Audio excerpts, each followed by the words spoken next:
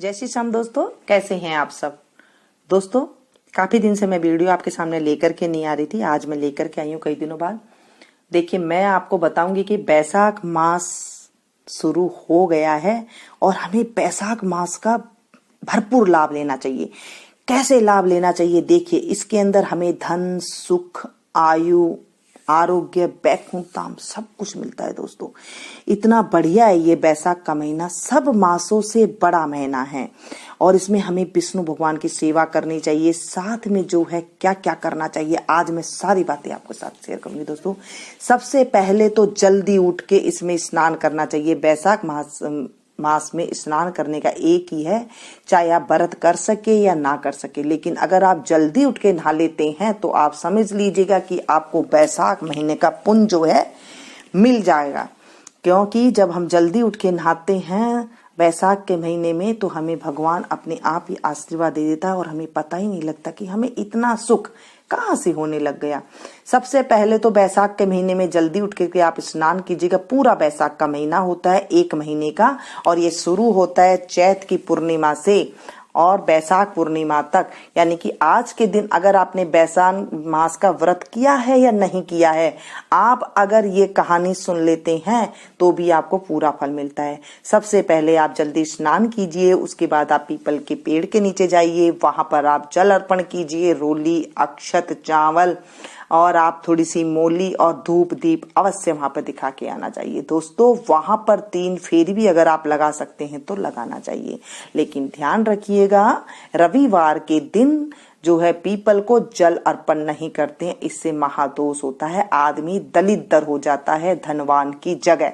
इस चीज की जानकारी होनी चाहिए हम लोगों को, किस दिन हमें जल नहीं सींचना चाहिए और किस दिन नहीं सींचना चाहिए। द्वादशी तिथि को भी पीपल में जल नहीं सींचना चाहिए। दोस्तों, हमें ऐसी छोटी छोटी जानकारियां ये ध्यान रखनी चाहिए। फिर हम ये जब आप लोग पूजा पाठ करते हैं तो आप ये कह देते हो कि हम खूब पूजा पाठ करते हैं, लेकिन पता नहीं हमारे साथ ऐसा क्यों हो रहा है।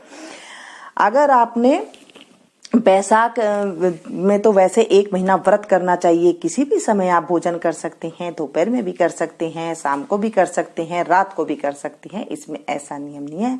रविवार को नमक, अगर आप व्रत कर रहे हैं तो रविवार को आप नमक नहीं लेना चाहिए इसके अंदर, ऐसा हमारे उसमें लिखा हुआ है। आप घर में आकर के जब आप पीपल सींच करके आ जाए, घर में आके बांदरी की कहानी जरूर सुननी चाहिए। दोस्तों, बैसाख के महीने में बांदरी की कहानी का बहुत महत्व है और ये बांदरी कहानी मैं आपके साथ आज आपको सुनाने जा रही हूँ। आप 1 महीना पूरा ये बांदरी कहानी सुनना और इसका लाभ उठाना और औरों को भी इसे सुनाना, क्योंकि जब हम किसी को सुनाते हैं तो हमारे धर्म में ये कहा गया है, हिंदू धर्म में हमारे शास्त्र में ये कहा गया है कि जब हम किसी को कुछ कथा, अच्छा कुछ धर्म की बातें बताते हैं तो जो भी कोई सामने वाला पुण्य करता है तो हमें अपने आप ही उसका 16वां हिस्सा मिल जाता है।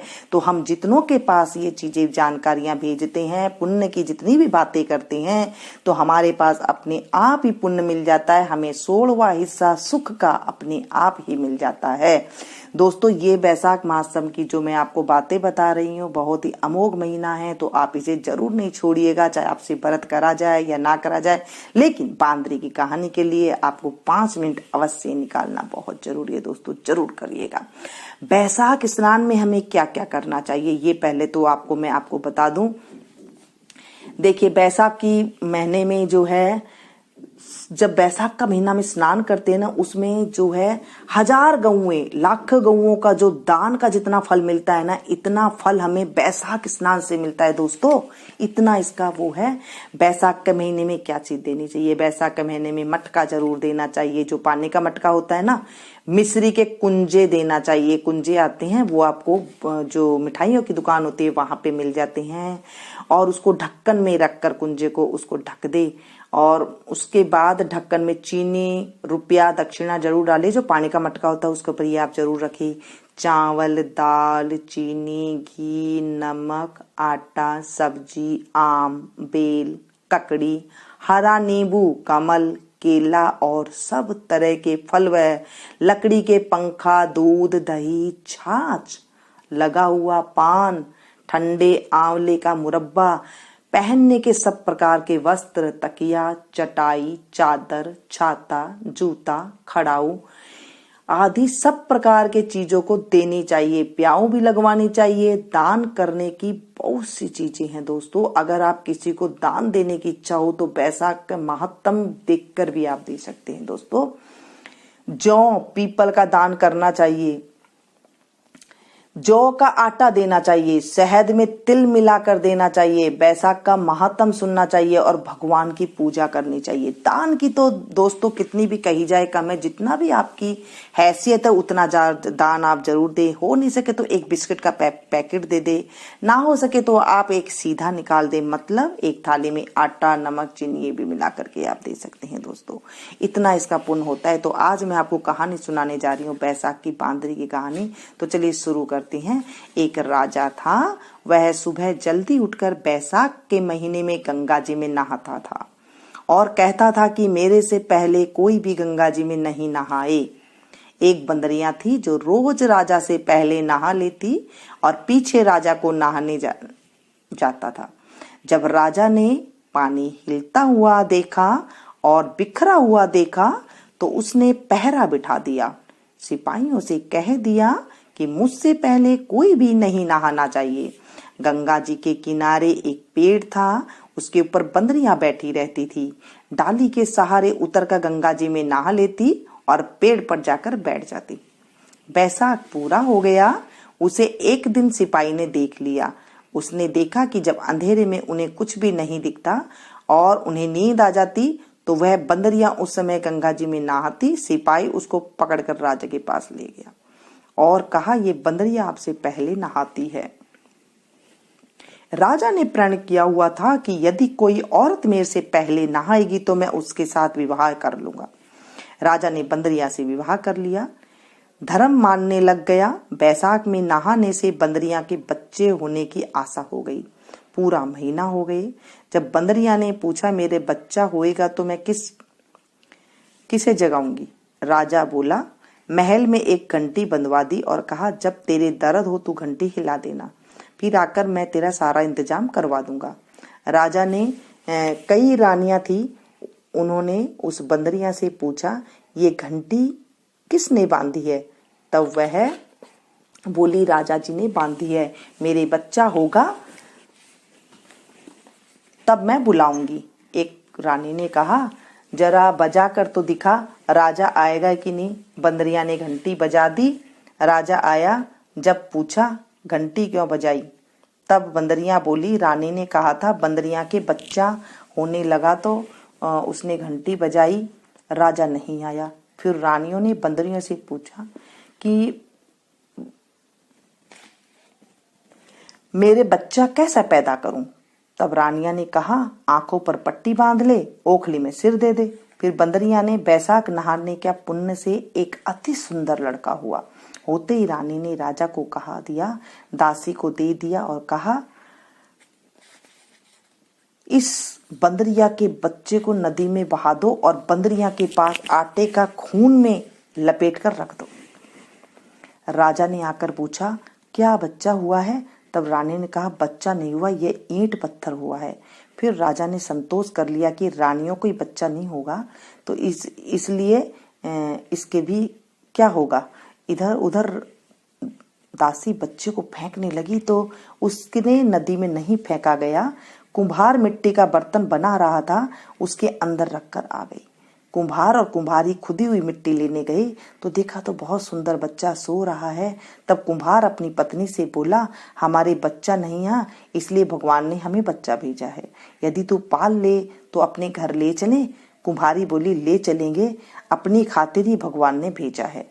कुम्हारी ने उसको पाल पोस कर बड़ा कर दिया। लड़का रात दिन पढ़ने लगा। वह कुम्हार मिट्टी का हाथी बनाकर बेचा करता था। एक दिन लड़का बोला, पिताजी मेरे को भी हाथी घोड़ा दो, मैं इससे खेलूंगा। फिर हाथी घोड़ा ले जाकर कुएं पर बैठ गया। लड़के को सारी बात का पता लग गया कि मैं बंदरिया के हुआ था और रानियों ने मुझे मारने के लिए दासी को दे दिया था। कुएं पर दासियां पानी भरने के लिए आई तो वह दासियों को देखकर बोला, मेरा मिट्टी का हाथी घोड़ा को पानी पिला दो। तब दासियां बोली, मूर्ख, कभी मिट्टी का हाथी घोड़ा भी पानी पीता है क्या? लड़का बोला, मूर्ख, कहीं बंदरियां के भी ईंट पत्थर पैदा हुआ है क्या?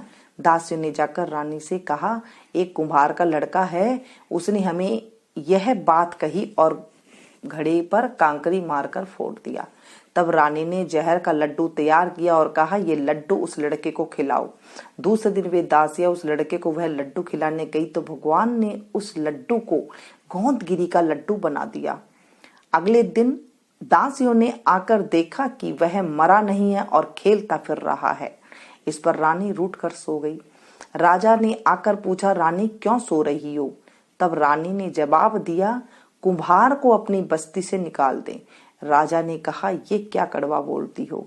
पर रानी ने जिद करके कुम्हार को निकलवा दिया। कुम्हार जंगल में रहने लगा। वहां वह लड़का बोला, पिताजी, मेरे को 108 करवे और 108 गोले बना दो। वह ठंडे ठंडे घड़े भरकर बैठ गया। गणगौर के लिए मिट्टी लेने के लिए बहुत सारी लड़कियां आई। राजा की साहूकारनी भी आई और बगीचे में बैठकर खेलने लग गया। खेलते खेलते प्यास लग गई। ये लड़कियां उस लड़के से बोली, हमें पानी पिला दो। वह लड़का बोला, मेरे पास तो गोलियां हैं, इन्हें खाती जाओ, चली आओ और मेरे पीछे फिरती जाओ। फिर कई लड़कियां ने कहा, मैं तेरी गोली नहीं खाऊं, हमें प्यास लग रही है, तू खा ले। वह लड़की आगे आकर बैठ गई। लड़कियां एक एक करके गोली खाती गई और ठंडा पानी पिया और उसके चारों तरफ फिरने लगी। सब लड़कियां ने पेट में गर्भ रह गया। लड़कियां मिट्टी लेकर घर गई तो पीछे उनके बाप ने ब्याह का साया निकलवाया तो सावा ना निकला। पर उसने कहा, इनका ब्याह तो हो जाना चाहिए। बाद में लड़कियों में से किसी का जी घबराए तो कोई रोटी नहीं खाए, कोई उल्टी करे। फिर सबने उनसे पूछा, तुम्हारे ये क्या हो गया? मुझे तो पता नहीं, मैं तो मिट्टी लेने गई थी। वहां पर कुम्हार का लड़का हमें एक एक गोली देता गया और पानी पिलाता गया और खुद बीच में बैठ गया और हमसे कहा, तुम चारों तरफ फिरो। यह बात सुनकर सबके बाप कुम्हार के लड़के के पास गए और बोले, हम अपनी लड़कियों का ब्याह तेरे साथ करेंगे। उसने सबके साथ फेरे लिए। कुम्हार बोला, आप बड़े आदमी हो, राजा रानी हो, मेरा बेटा ऐसा क्या करेगा? पर सब कोई उसके साथ अपनी अपनी लड़कियों का विवाह कर गए। बहुत सा धन दौलत देखकर अपनी अपनी लड़कियों को विदा कर दिया और इस तरह 108 बहुएं आ गई। फिर सबके लड़के भी हो गए और 108 कमरे बनवा दिए। सब बहुओं के लिए भी कमरे बनवा दिए। फिर लड़के ने कहा, पिताजी, हम सारे नगर में दावत को बुलावा देंगे।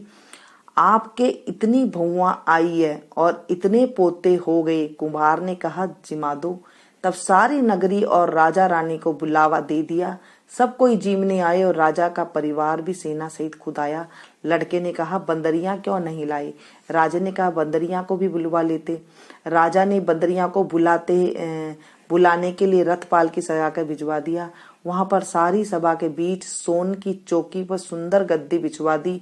फिर बंदरियां आई तो गद्दी के ऊपर जो है बैठा दिया और 108 बहुओं से कह दिया कि ये बंदरियां मेरी जन्म की माँ है और सब कोई सोने की मोहरें देकर गोद में पोते देती जाओ। फिर सब बहुएं आई और सोने की मोहरें देकर पैर छूकर गोद में पोते देती गई। बंदरियां सबको आशीर्वाद देती गई। राजा की रानियां समझ गई और राजा से कहा, ये हमें बुलाकर हमारा अपमान कर रहे हैं, इसलिए हम जा रहे हैं। फिर राजा भी लड़कर बोला, हे भाई, तू बंदरियां का इतना स्वागत क्यों कर रहा है? लड़का बोला, यह बंदरियां मेरी जन्म की माँ है। राजा ने पूछा, कैसे? लड़का बोला, मैं बंदरिया से पैदा हुआ था तो तुम्हारी रानियों ने मुझे दासियों को दे दिया और कहा कि इसे नदी में बहा दो। लेकिन दासी ने मुझे नहीं नदी में नहीं बहाया, उसने मुझे गड्ढे में रख दिया। और कुम्हारनी ने मुझे पाल पोस कर बड़ा कर दिया। और रानिया ने तुम्हारे से कहा कि उससे गारा पैदा हुआ है। जो दासी मेरे को ले गई थी वह यहीं पर खड़ी है। दासी ने कह दिया, हाँ मेरे को दिया था, मेरे से इसे नदी में नहीं फेंका गया, इसीलिए इसको खंदेड़ में रख दिया। रानियां सुरकर चुप हो गई। पीछे राजा ने रानियों को छोड़ दिया और बंदरिया को साथ ले गया। साथ में पोतों और बहुओं और बेटों को साथ वे बड़े गाजे बाजे से अपने घर ले गया और सबको अलग अलग महल बनवा दिए। सब वहां पर जाकर राज्य करने लगी और सारी दुनिया कहने लगी कि बैसाख नहाने का इतना फल है तो सबको बैसाख नहाना चाहिए और दान पुण्य करना चाहिए। बाद में कुम्हार से कहा, तेरे को जितना धन चाहिए ले ले, तेरा मन चाहे तो मेरे घर पर रह जा, तेरा मन हो तो तू अपने घर पर रह, क्योंकि तूने बहुत बड़ा उपकार किया है। फिर उसको बहुत सारा धन दे दिया। बंदरिया बैसाख नहाई तो राजा जी का राज्य पाया और 108 पोते पाए। हे भगवान, जैसे बंदरिया को सुख संपत्ति दी वैसे ही सबको देना। जो कोई इस कहानी को कहता है और सुनता है और भगवान की कृपा से उसकी सब मनोकामना पूर्ण करना। दोस्तों, इतना फल है इसका बैसाख की महात्म कहानी का। किसी की पूरे महीने चुगली ना करे, निंदा ना करे और इस कहानी का भरपूर लाभ उठाएं। दोस्तों, इसे ज्यादा से ज्यादा शेयर करें और इसे लाइक जरूर दें। मिलती हूँ मैं एक नई कहानी के साथ। बैसाख महात्म